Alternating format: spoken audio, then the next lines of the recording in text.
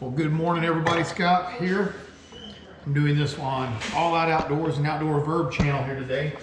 So what we have here is Tori harvested 2 swamp rabbits. That's a swamp rabbit body. We're going to be doing a rabbit fricassee today. So, started off, I've got a stick of butter in the bottom of a pan going here. And what I'm getting ready to do is I'm going to slice up some onion here, the yellow onion, and get it caramelizing in the bottom of the pan for us to cook. Probably about half an onion for this amount. And I'm gonna throw a little bit of garlic in here, and that's gonna be the very base of our pot. All right, and then we're gonna finish doing a rabbit fricassee. Rabbit fricassee is basically a soft fry on your rabbit. I say soft fry as in your rabbit's not completely cooked on the frying. And then when we do the soft fry, we put it in a pan with on top of this onion and garlic, and then we do evaporated milk, 3 cans of evaporated milk on top of these 2 rabbits, along with 1 can of cream of mushroom, and then we put potatoes in here. And as this thing cooks, it's going to make the rabbit really tender. The potatoes tender, the breading off of the rabbit is going to mix with the evaporated milk, and it makes like this gravy. And it is a cold day, outstanding meal that just sticks to your bones, makes you want to lay on the couch all day and hang out with your wife. Okay, not that I don't want to do that anyway, but that's the first part of it. I'm going to get the rabbit butchered up here, and we'll go on from there.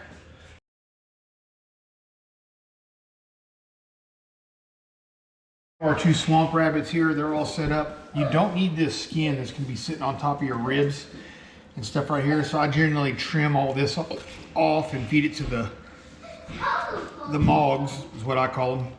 Half man, half dog. They can be their own best friend. That's generally what I do with that excess. Rocky really loves it. So we're going to quarter this out. It's pretty much just about the same way you would quarter out a deer or anything else. You see a line in the muscle right here, and this line shows you where you're going to cut. So you're going to come down inside of this, follow it down, out to the back, and you should feel the little joint, if I can find it here, and cut through that joint. That's the hip joint right there. And once I cut through that, I should be able to just slice down and follow this hip bone down and out the back of the rabbit, except for this one little catch. And there's our leg quarter, rear leg. Do the exact same thing on the other side. So just so y'all can see, I'm going to come up here and I'm going to come under the shoulder blade and cut down next to the ribs. And I'm going to follow this down, and that's all you need to do to remove the front shoulder. Now, let me finish doing this part out here real quick. It doesn't take very long for us to do this, to quarter up the rabbits. If you're not going to eat it, you're not going to move it all around.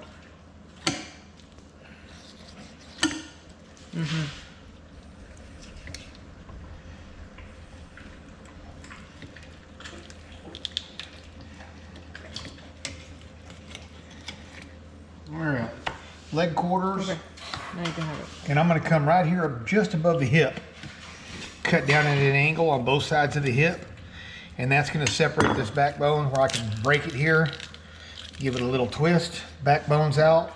You can use that for bone stock, so sometimes a wife will keep that. And then I'm going to go to the last rib here, and I cut towards the top of the head until I hit the backbone. Same thing on the opposite side. Cut across the back and then snap.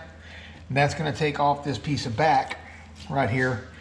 And that is a really large chunk. So a lot of times, because it has an internal tenderloin and then the back, I will come in the middle right here and I will cut it again so I can bring this across,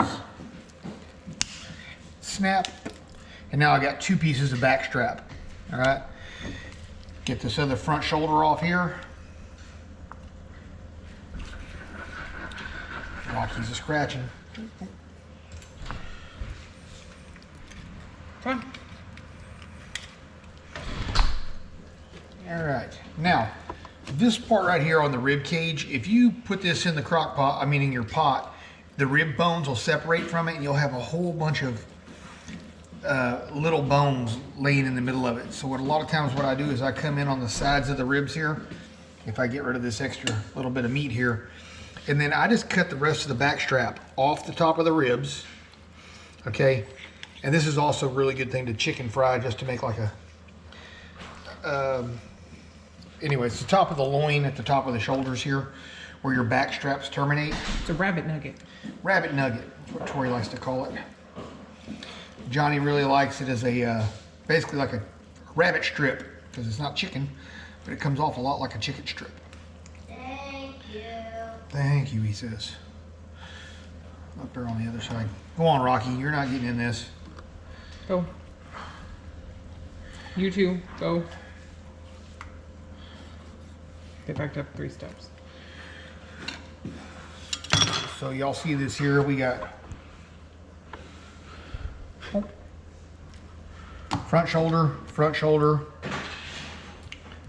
upper back, lower back, boneless pieces, ham, and that's all the meat off of one. Now this right here makes a really good bone stock if y'all want to make some kind of a bone broth or whatever, or you can not can this, but you can cook this and pull all the little pieces of meat off. Since we got 2 of them, we're not going to worry about that. But that's how we bone out the rabbit. Coming back, we'll show you how we're going to batter it and fry it and then get set on the next part of this cooking. We've got all of our rabbit chunks here all cut up. This right here is 2 eggs mixed with 2 cups of whole milk put together. That's our wash. And then right here we have 3 cups of flour. And now we always season our flour. Seasoning's important. So we're gonna go in here with Creole seasoning, Tony Sasher's Creole seasoning. And I wanna get it to get like a little bit of a pink look. This has a lot of, what's the term I'm looking for here? It has a lot of salt in Tony Sasher's. So if you look at what's going on here with my flour, it's not this brilliant looking white. You know, flour is just a base. You have to season the stuff that you're going to be using when you're cooking. So here, I mean, even to the point of tasting your flour to see what it's like. And then, where we got it at? Chicken rib rub. Did you already get out the seasonal? No. No, leave it going. Is it in a big tub or a little tub? It says salt seasoned on it. Is it? Yeah. There we go. We got it. Okay. So this is our season all here, and I'm going to put a good bit here on this. I saw the container. That's about half a cup container, I think. And I used about half of it. So a 1/4 cup of season all in this flour. Now our flour is all seasoned, and we're going to do this double. You're going to wash it, flour it, put it in the wash again and the flour again, because we want a really good crust going on this. And while that's going, I'll show you here. That's what our onions are looking like here as they sit here and simmer with the garlic in them. I kind of want to caramelize, or Texas. So we want to caramelize these while we get everything else set up. But man, the smell that's coming off of that is freaking outstanding. What you got, Verb? Nothing. We haven't gotten potatoes yet. Oh yeah, I gotta get my potatoes out. Yeah, well, we're gonna get the potatoes peeled quickly. What we're gonna do is we're gonna cut the potatoes into thick slices, and we're gonna pot them in here as we're going along doing this side of things. But I'm gonna trade with Verb because I hate battering things. I don't know what it is. I'll get my hands greasy, dirty, bloody, anything else doesn't bother me. But to get the freaking batter on my fingers drives me insane. I will wash my hands 500 times when I'm doing this, because I'll do one and then I go wash my hands.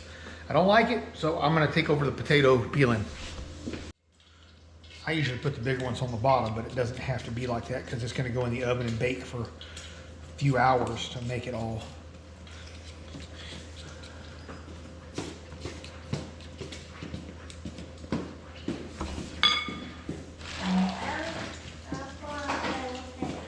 So what we're doing over here is other than these small pieces, we are not cooking this rabbit all the way. All we're doing is getting it browned, right? That is it. We brown it, and then we're gonna plate it on top of the stuff over there on the other side after it browns.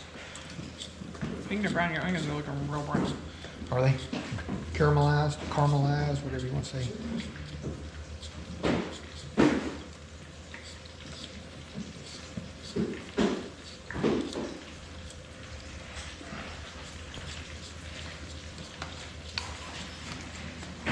Can't wait for these little backstrappy pieces.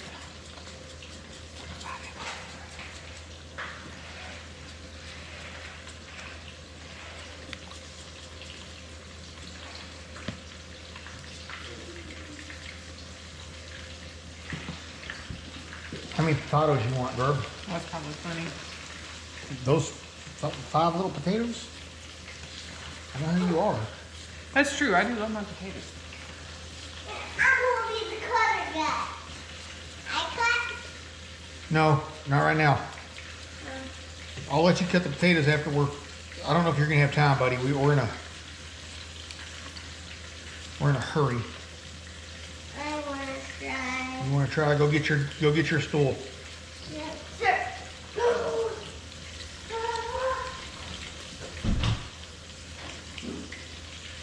Put Johnny over here by the bones that Tori's gonna use to make like a bone broth kind of soup thing or whatever on this other side, and we'll let Johnny cut up potatoes.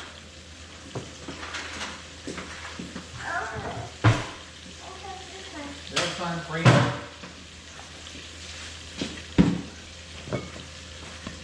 Right here. Right there.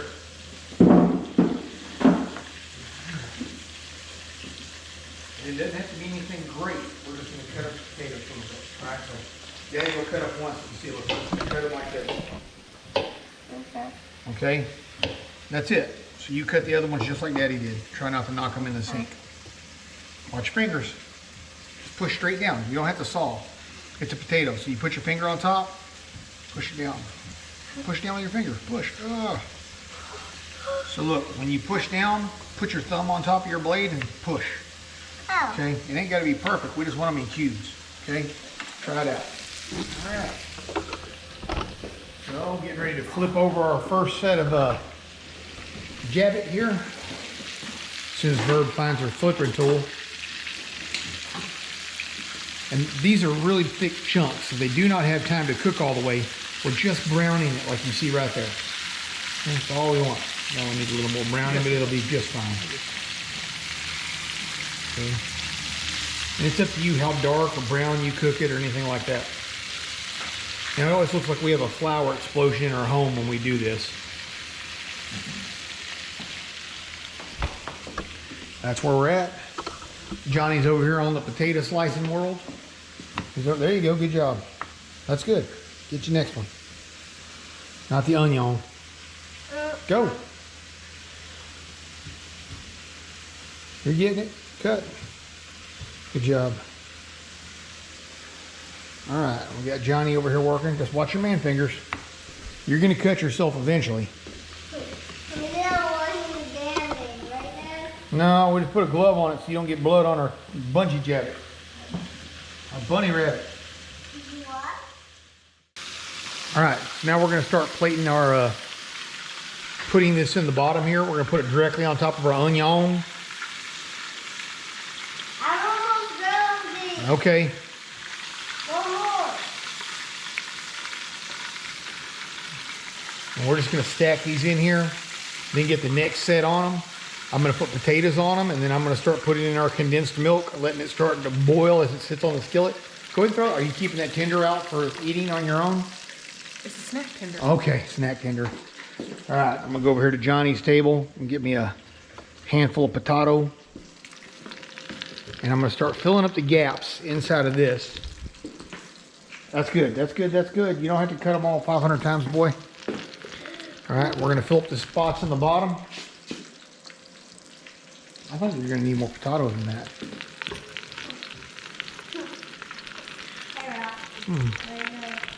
There we go, we got that. Now, time to make a little bit of magic happen. As soon as I find that. Now you can do all. Evaporated milk, not condensed. Deeper even. It's in the bag.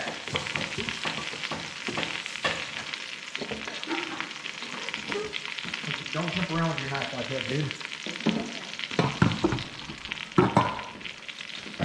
Oh, what is that? Is stuff you can eat? No, it goes on top of our jabbet. I spray that right there. Let Daddy do it. We're on the video. That's getting yucky. It's good for drinking that. No.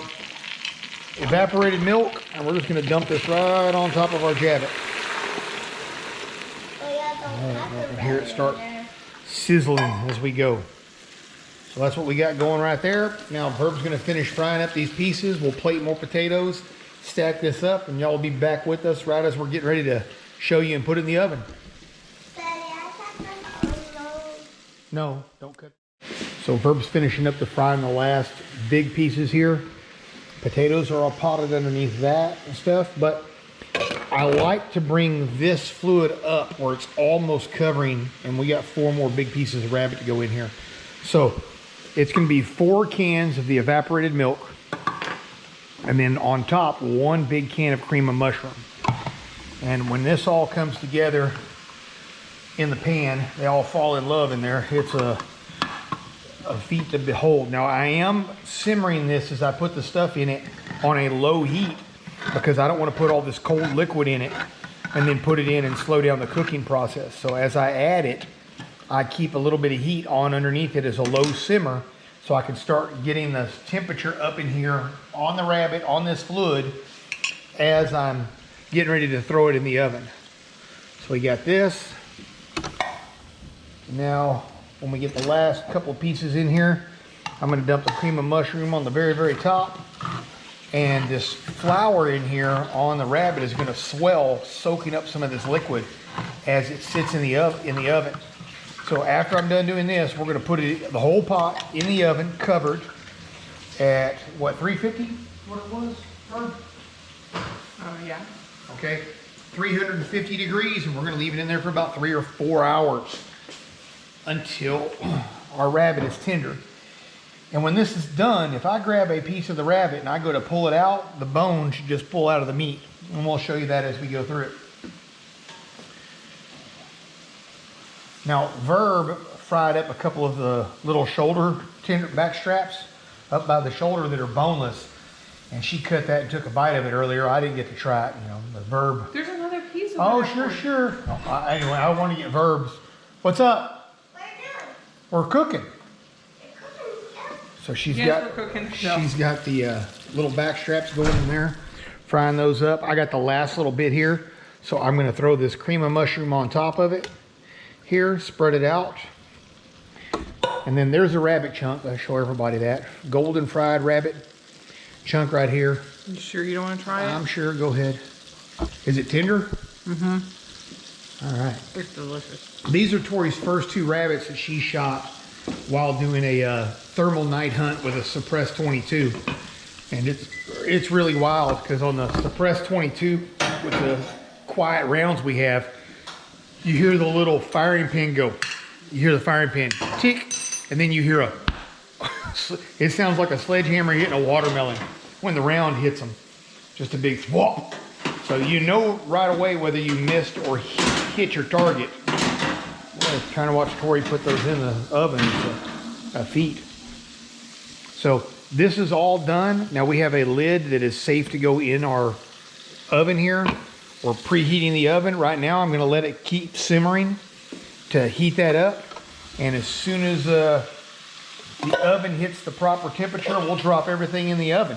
And we'll show you all as it goes in and show you what it looks like as it comes out.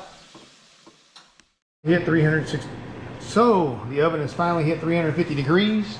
Everything is potted up. It's already starting to do a little boiling action in there. So we're gonna get this thing set in the oven. See if I can, oh, too hot. What would you expect when it's been sitting on the stove for 20 minutes waiting on the oven to heat up? All right.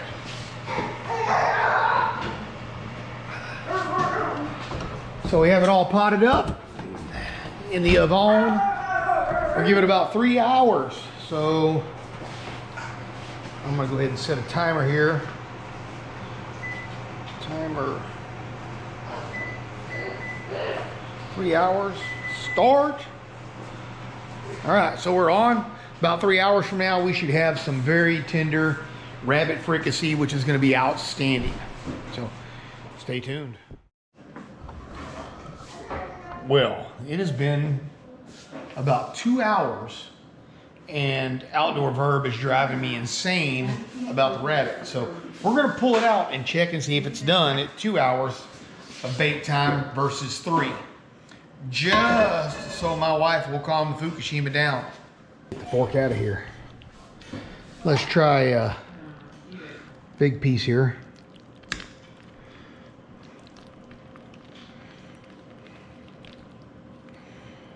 Does that look tender to y'all? Is that pulling apart? Well, I would say that looks pretty tender. But I think I'm gonna make my wife wait the next hour just in case. What do you think, Verb? Sound good to you? So that is it. It's all done. 2 hours of bake time on there. So that is what the rabbit fricassee looks like in the pot. We'll get it plated up here with some potatoes and stuff here and give you all a view on it and while we taste it. GoPro, stop recording. So this is a piece of the back strap. Hey, get your fingers off of it, dude. It's hot. So watch this. Shush. There you go. We're cutting the rabbit with a fork. No knife needed. Let's get a little piece of potato and stuff here. All right, Verb, your official taste tester in her Sunday flannel. That's gonna be hot as Fukushima. Hey, what are you? Why are you my talking gosh. so much? What have you done? What's wrong with my Sunday flannel? Quick, Grace. You saying it or Daddy saying it? I'm seeing it. You're saying it? Let's hear it. Let me see. Heavenly Father, thank you for Mommy dropping the rabbit. Amen. Amen. Thank you for Mommy dropping the rabbit. All right, Verb, blow on it and try it out.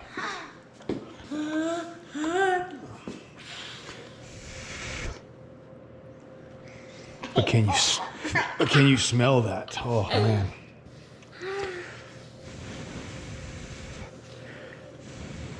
Don't blow on mine, blow on your own, you sick little creature.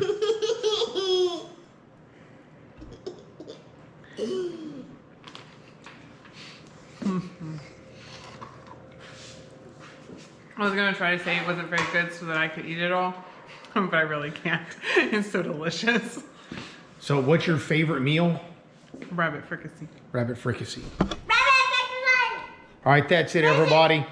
That's the pot that we have left to eat today because we only eat carbs, potatoes, and stuff like that on our Sunday. And we are done for it, but thanks for watching. Make sure y'all hit the like and subscribe. Check out Outdoor Verb's channel. She's usually making soap and stuff like that. And then you'll see a lot of times we have these bars of soap like this around the house. That's because Verb has an Etsy page where she makes and sells homemade all natural soaps. A lot of them are made with bear fat, different things like that. So what's the name of your Etsy? Outdoorverb.etsy.com. She did that on the first take. What do you got to say, Johnny?